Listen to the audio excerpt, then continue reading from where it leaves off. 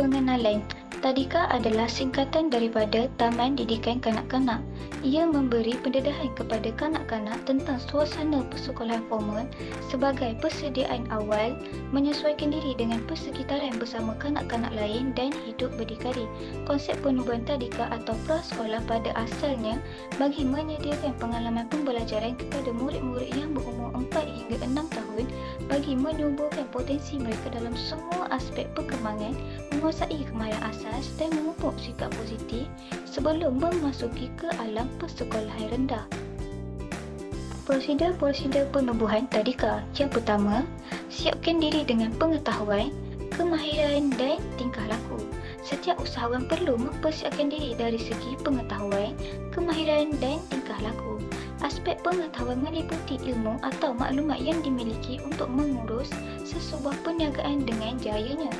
Manakala kemahiran merujuk kepada kebolehan atau kepakaran seseorang usahawan dalam membantu sesebuah perkhidmatan tadika. Tingkah laku pula merujuk kepada aspek dalaman diri atau perlakuan usahawan semasa menguruskan perniagaan perkhidmatan tadika itu. Yang kedua, kajian pasaran. Melakukan kajian pasaran di kawasan sasaran yang telah ditentukan. Ia bertujuan untuk mengenal pasti sama ada terdapat permintaan terhadap perkhidmatan tadika di kawasan sasaran pasaran tersebut. Kajian ini memberi gambaran menyeluruh samping usahawan dapat membuat keputusan sama ada perniagaan perkhidmatan tadika boleh dijalankan di lokasi berkenaan. Letakkan premis atau lokasi perniagaan. Usahawan boleh memilih sama ada untuk menyewa atau membeli bangunan premis yang sesuai dijadikan tadika.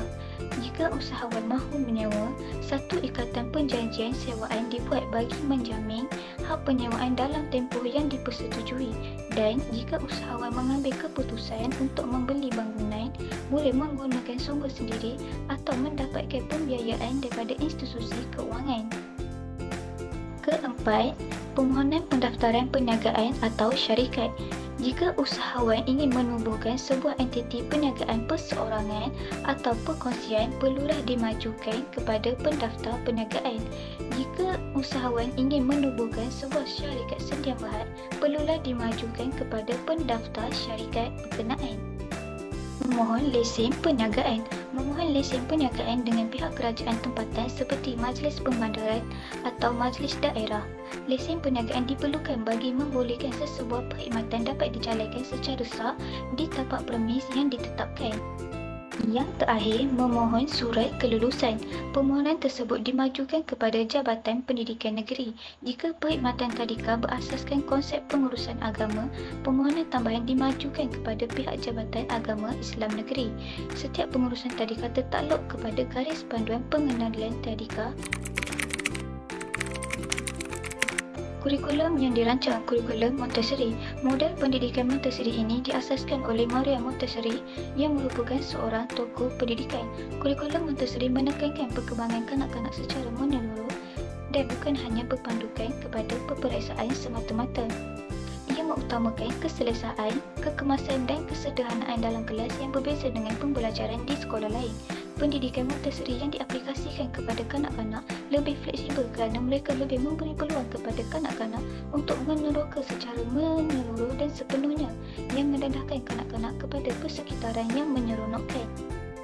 Pendekatan pembelajaran Montessori antaranya kelas pelbagai umur. Belajar secara individu atau kumpulan kecil membolehkan kanak-kanak lebih berdikari dalam melakukan sesuatu aktiviti yang disediakan. Persekitaran pembelajaran selamat mempunyai kebebasan untuk melakukan sebarang aktiviti, menekankan sensori teaching and learning.